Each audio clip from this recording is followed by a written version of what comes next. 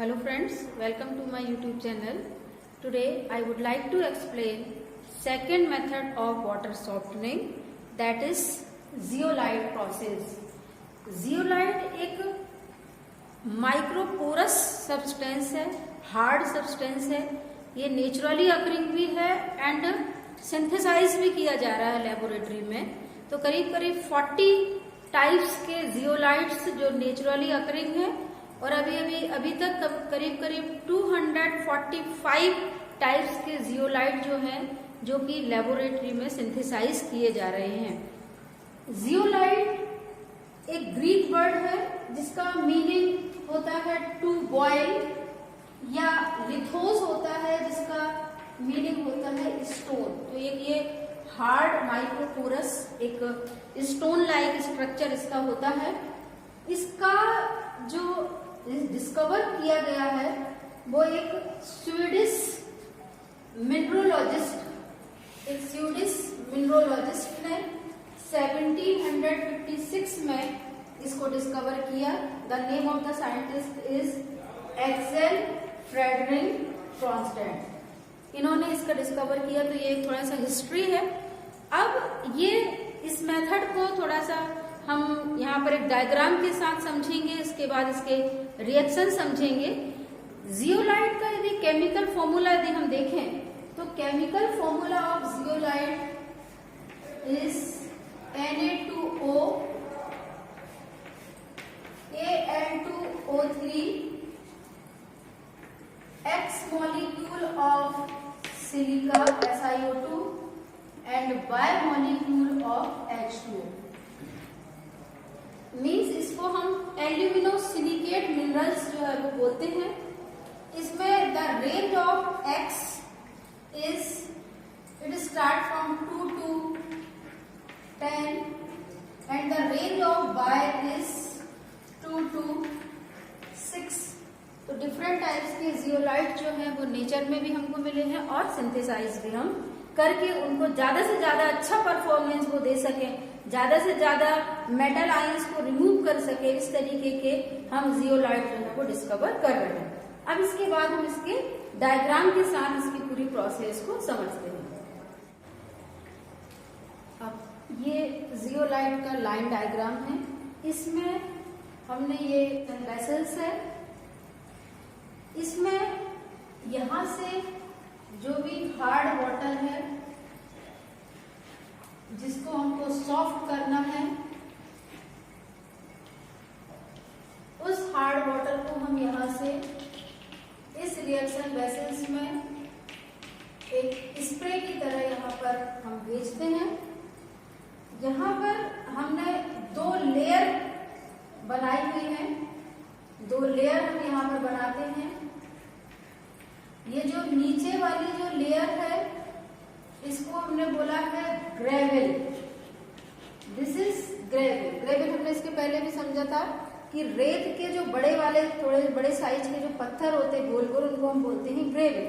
तो ग्रेवल जो है एक बेस बनाने के लिए हमने यहाँ पर बनाया हुआ है। तो यहाँ पे एक परफोरेटेड जाली जैसा छेद वाली जालियां लगी रहती हैं, उनके ऊपर हमने रेत के बड़े बड़े पत्थर वाला एक लेयर बना दी है जो एक बेस की तरह काम कर रहा है। और उसके ऊपर एक और हमने लेयर लगाई है जिसको हम बोल रहे हैं जियोलाइट बेड। ये मेन हमारा काम करने वाला है zeolite bed. This is zeolite bed. ये मेन काम करेगा, ये वाटर को सॉफ्ट करेगा।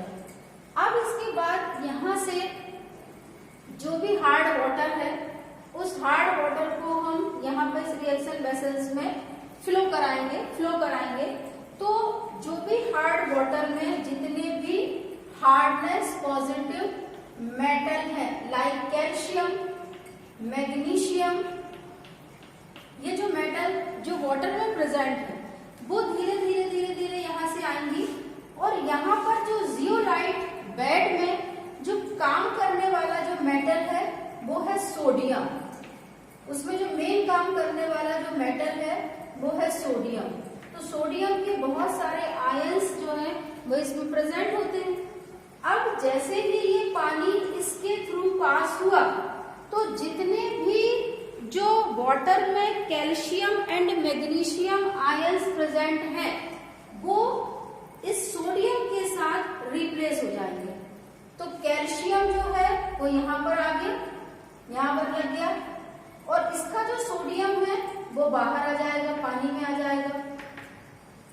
सिमिलरली मान लीजिए दूसरा मैग्नीशियम आयन है, तो ये मैग्नीशियम आयन आकर के सोडियम से रिप्लेस हो जाएगा और सोडियम जो है वो हमारा पानी में आ जाएगा। वैसे ही सिमिलरली आप जितने भी जो आयंस है सारे के सारे कैल्शियम मैग्नीशियम आयंस जो हार्डनेस कॉज करते हैं वो सारे के सारे यहाँ पर रिटेन हो जाएंगे जियोलाइट में, और जियोलाइट के जो भी सोडियम आयंस है वो पानी में आ जाएंगे, और यहाँ से वाटर जो है वो हम यहाँ पर निकालते हैं। ये सॉफ्ट वाटर जो है वो हमको यहाँ पर मिलता है जिसमें सोडियम आयंस होते हैं, बट सोडियम आयन कभी भी हार्डनेस कॉज नहीं करते हैं। तो ये सॉफ्ट वाटर जो है वो यहाँ से हम निकाल देंगे। तो मेन इसका कॉन्सेप्ट आप समझ लीजिए कि वाटर में जो कैल्शियम एंड मैग्नीशियम आयंस जो हार्डनेस कॉज करते थे वो जियोलाइट के सोडियम के साथ एक्सचेंज हो गए। इसका रिएक्शन अभी इसके बाद देखते हैं हम, तो वो एक्सचेंज हो गए, और एक्सचेंज होकर के कैल्शियम और मैग्नीशियम यहाँ का रिटेन हो गया है, और उसकी जगह पर सोडियम आयंस जो है वो रिप्लेस होकर के वो वाटर के साथ आ गए हैं और वाटर को सॉफ्ट कर दिया। तो हार्डनेस जो है पूरा यहाँ पर रिटेन हो जाएगा। अब ये जो प्रोसेस हम करते रहते हैं और सारे के सारे सोडियम मान लीजिए निकल करके पानी में बाहर आ जाते हैं, तो एक समय ऐसा आता है कि हमारा जो जियोलाइट बेड है वो एग्जॉस्ट हो जाता है, काम करना बंद कर देता है। तो अब ये जब काम करना बंद कर देगा तो फिर हमको ये पूरी प्रोसेस को रोकना पड़ेगा, और रोकने के बाद हमको एक और यहाँ पर स्टेप लेना पड़ता है। The name of this step is regeneration. क्या होता है कि यदि हम जियोलाइट एग्जॉस्ट हो गया है तो हम उसको फेंकते नहीं, हम उसको रीजनरेट कर लेते, और रीजनरेट करने के बाद वापस से इसकी वर्किंग जो है वो फिर से हम वापस उसको रीजनरेट करके फिर उसी बेड को हम रीयूज कर सकते हैं, उसी जियोलाइट को हम रीयूज कर सकते हैं। तो इसके लिए जब हमने देखा कि यहाँ पर पूरे तरीके से एग्जॉस्ट हो गया है, सारे कैल्शियम मैग्नीशियम आयंस सोडियम से रिप्लेस हो चुके हैं, सोडियम पूरा बाहर निकल चुका है, तो अब इसके बाद इस प्रोसेस को हम यानी वाटर सॉफ्टनिंग की प्रोसेस को हम यहाँ पर रोकते हैं। यहाँ से हार्ड वाटर जो है जो हम डाल रहे थे उसको हम बंद करेंगे, सॉफ्ट वाटर जो हमारा यहाँ से निकल रहा था उसका कनेक्शन अलग कर देंगे। अब यहाँ से सिर्फ और सिर्फ होगा रीजनरेशन ऑफ जियोलाइट। उस रीजनरेशन के लिए हम एक केमिकल यूज करते हैं, वो है NaCl सॉल्यूशन, ब्राइन सॉल्यूशन इसको हम बोलते हैं। NaCl का सॉल्यूशन जो है वो हम यहाँ पर इसको हम यूज करेंगे। NaCl का सॉल्यूशन बना करके पंप के थ्रू, क्योंकि अब हम क्लीनिंग का काम कर रहे हैं, रीजनरेशन का काम कर रहे हैं, इसलिए वाटर हम बिल्कुल फ्लो नहीं कराएंगे। अब यहाँ से पंप के थ्रू हमने NaCl का सॉल्यूशन लिया, और NaCl का सॉल्यूशन जो है वो स्प्रिंकल करता हुआ यहाँ पर पूरा आता जाएगा। स्प्रिंकल करता हुआ जैसे ही यहाँ से आता है, धीरे धीरे इसमें से कैल्शियम और मैग्नीशियम आयंस जो यहाँ पर हार्डनेस के कारण यहाँ पर अटैच हो गए थे, रिटेन हो गए थे, वापस से प्रोसेस रिवर्स होगी, और जो सोडियम आयंस हैं वो यहाँ पर फिर वापस लग जाएंगे, कैल्शियम आयन बाहर आ जाएगा, अगेन मैग्नीशियम हट जाएगा, वापस से सोडियम आ जाएगा, कैल्शियम हट जाएगा, वापस से सोडियम आ जाएगा, क्योंकि हम यहाँ से NaCl का सॉल्यूशन जो है उसको हम यहाँ पर डाल रहे हैं, और कैल्शियम मैग्नीशियम जो है वो बाहर निकल जाएंगे। करने के बाद हमारा ये पूरा जो जियोलाइट है वो रीजनरेट हो गया, जिसको कि हम वापस से इसकी वर्किंग कर सकते हैं और वाटर सॉफ्टनिंग में इसका यूज हम कर सकते हैं। तो यहाँ पर ये हमने पूरा यहाँ पर देखा रीजनरेशन में हमने बहुत सारे सोडियम आयंस जो हैं वो इस तरीके से स्प्रिंकल करते हुए डाले, और कैल्शियम और मैग्नीशियम को वापस बाहर आ गया, और सोडियम जो है वो रिटेन होकर के जियोलाइट अब हमारा जो है वो पूरी तरीके से रीजनरेट हो गया, काम करने के लिए रेडी हो गया, जिसका कि यूज हम वापस से कर सकते हैं। जब ये पूरा रीजनरेशन हो जाता है फिर हम प्रोसेस को चालू कर देंगे, यहाँ से पूरा कनेक्शन अलग करके सॉफ्ट वाटर में कर देंगे, हार्ड लेकर आएंगे और फिर यहाँ पर सोडियम जो है उसके साथ एक्सचेंज होकर के वाटर को सॉफ्ट बनाएगा। तो ये जो है ये पूरा आपका स्ट्रक्चर है, मतलब मीन्स इसका डायग्राम है। अब इसके बाद हम इसकी केमिकल रिएक्शन जो है उसको हम देखते हैं। अब इसकी केमिकल रिएक्शन जो है जियोलाइट की जो केमिकल रिएक्शन इसको हम डिस्कस करेंगे। तो इसके पहले जो हमने डिस्कस किया है कि जो जियोलाइट का जो फॉर्मूला होता है वो फॉर्मूला होता है Na2O Al2O3 X molecule of SiO2 and Y molecule of H2O। पर इस पूरे फॉर्मूला में सिर्फ और सिर्फ वर्क में जो वर्किंग जो आयन है वो है सोडियम। तो इसको हम क्या करते हैं, यहाँ पर लिखते हैं Na2 और बाकी के रिमेनिंग पार्ट को इंडिकेट कर देते हैं Zd से। तो Na2Zd अगर है तो इसको समझ में आ जाएगा कि ये जियोलाइट है। चूंकि सोडियम इसमें वर्क करेगा, इसमें रिएक्शन में पार्टिसिपेट करेगा, इसलिए जियोलाइट को हमने यहाँ पर लिख दिया है। अब ये जियोलाइट जो भी हार्डनेस पॉजिटिव आयंस या सॉल्ट हैं, कोई भी हम ले सकते हैं, कैल्शियम क्लोराइड ले लें, मैग्नीशियम सल्फेट ले लें, कुछ भी हम ले सकते हैं जो भी सॉल्ट हार्डनेस कॉज करते हैं, उनके साथ हम इसके रिएक्शन जो है वो बताते हैं। तो यहाँ पर ये रिएक्शन करेगा तो सोडियम जो है वो बाहर निकल के कैल्शियम और मैग्नीशियम इसके साथ जुड़ जाएगा। तो यहाँ पर ये बना लेगा कैल्शियम Zd। कैल्शियम जो है वो इसके साथ यहाँ पर जुड़ जाएगा और सोडियम जो है वो बाहर निकल आएगा। तो ये बन जाएगा कैल्शियम Zd। सिमिलरली यदि मैग्नीशियम के साथ बनाना है तो मैग्नीशियम भी जुड़ सकता है और जुड़ करके बना लेगा मैग्नीशियम Zd। तो कैल्शियम और मैग्नीशियम जो आयंस है वो जियोलाइट के साथ जुड़ गए हैं और बाकी का जो रिमेनिंग पार्ट है उसको हम लिख देंगे। तो यहाँ पर ये हो जाएगा 2NaCl, यहाँ पर भी हो जाएगा Na2SO4। तो ये यहाँ पर बन जाएगा। तो मेन यहाँ पर क्या हुआ है, कैल्शियम जियोलाइट मैग्नीशियम जियोलाइट का फॉर्मेशन हो गया और फॉर्मेशन होने के बाद जब एक के बाद एक सारे सोडियम्स जब निकल जाते हैं तो हमारा जियोलाइट जो है वो हो जाता है एग्जॉस्ट और एग्जॉस्ट होने के बाद ये काम कर देता है बंद। अब इसके बाद हम इसको फिर से रीजनरेट करना चाहते हैं। तो ये जो नेक्स्ट जो हम यहाँ पर जब ट्रीटमेंट कहलाएगा या रीजनरेशन कहलाएगा, रीजनरेशन की जो प्रोसेस होती है, तो रीजनरेशन की प्रोसेस के लिए बिल्कुल रिवर्स करिएगा। इसमें जो आपका कैल्शियम Zd है या मैग्नीशियम Zd है, अब इसका जो रीजनरेशन है वो किसके साथ हो रहा है, NaCl के साथ हो रहा है।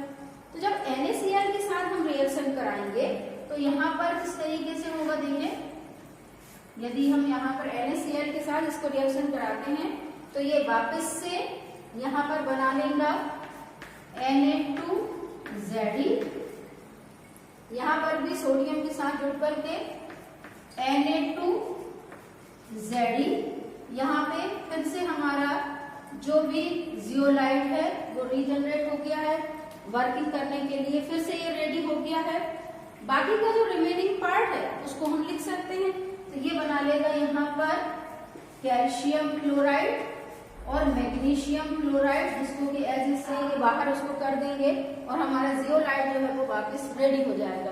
तो ये रिएक्शन जरूर हम अपने आंसर में मेंशन करें, इससे एक अच्छा इफेक्ट पड़ता है। This is zeolite. Zeolite react with hardness positive salt. Hardness positive salts में जो भी कैटायंस है दे अटैच विद जियोलाइट। तो जियोलाइट के साथ ये अटैच हो जाएंगे और ये कैल्शियम जियोलाइट और मैग्नीशियम जियोलाइट का फॉर्मेशन कर लेंगे। एक समय के बाद ये एग्जॉस्ट हो जाएंगे। तो इसके रीजनरेशन के लिए हम यहाँ पर NaCl का यूज करेंगे और NaCl का यूज करके वापस से कैल्शियम मैग्नीशियम बाहर हो जाएंगे और सोडियम जुड़ करके जियोलाइट को रीजनरेट करेंगे, जो आगे आगे प्रोसेस करने के लिए रिस्पॉन्सिबल है। तो ये रिएक्शन है। इसके बाद इसके एडवांटेजेस एंड डिसएडवांटेजेस देखते हैं। And now advantages of zeolite process. सबसे पहले इसकी जो साइज है बहुत कॉम्पैक्ट साइज होता है, कम जगह में ये इंस्टॉल हो जाता है। दूसरा, इसमें जो पानी हमको मिल रहा है सॉफ्ट वाटर जो है उसकी हार्डनेस बहुत कम है। 10 ppm हार्डनेस वाला पानी जो है वो हम इससे प्रोड्यूस कर सकते हैं।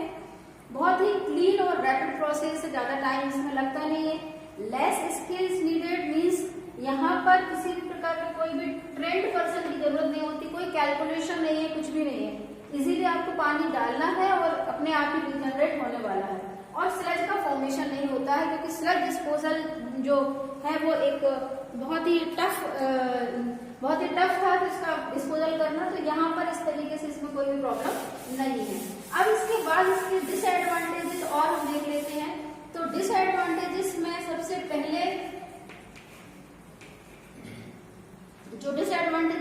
पहले कि एक तो यहाँ पे मान लीजिए पानी के अंदर आयरन की या मैग्नीज की इम्प्यूरिटी यदि आ जाती है, ये आयंस यदि है, तो फिर इसका जो रीजनरेशन जो होता है वो बहुत टफ होता है। रीजनरेशन जो है वो बहुत टफ होता है। सेकंड, यदि मान लीजिए मिनरल एसिड की इम्प्यूरिटी पानी के अंदर आ गई है तो भी रीजनरेशन जो है वो टफ होता है। मिनरल एसिड यदि है तो भी इसमें रीजनरेशन जो है वो थोड़ा सा टफ होता है।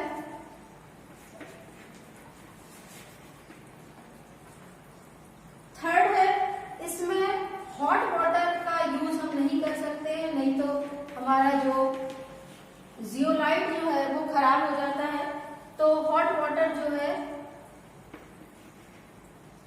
Is not used in this process. इसमें यहाँ पर एक प्रॉब्लम है कि हॉट वाटर जो है वो यूज नहीं हो सकता। नेक्स्ट इज टर्बिडिटी, यदि आ जाती है पानी में तो टर्बिडिटी के कारण जितने भी जो पोर्स होते हैं वो ब्लॉक हो जाते हैं। तो ब्लॉक होने की वजह से फिर उनमें जो वाटर का उसके थ्रू पास हो जाना जो होता है वो रुक जाता है। तो इसमें टर्बिडिटी के कारण जो है इसमें ब्लॉकेज आ जाते हैं। तो ये भी एक प्रॉब्लम जो है वो जियोलाइट के अंतर्गत होता है।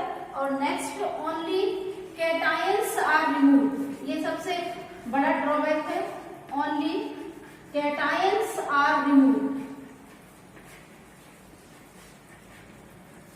एनायंस जो है वो रिमूव नहीं होते हैं, सिर्फ कैटायंस रिमूव होते हैं। तो एनायंस की इम्प्यूरिटी उसमें रहती है पानी में, तो कहीं ना कहीं वो प्रॉब्लम क्रिएट करती है। तो ये कुल टोटल यहाँ पर जो है जियोलाइट का पूरा फुल नोट है। आई होप आपको ये वीडियो मेरे पसंद आ रहे होंगे। यदि आपको पसंद आए तो प्लीज उनको लाइक करें, शेयर करें, कमेंट्स करें। और यदि मेरे चैनल पे न्यू हैं आप तो प्लीज इसको सब्सक्राइब करें और मुझे सपोर्ट करें। Thanks for watching and take care.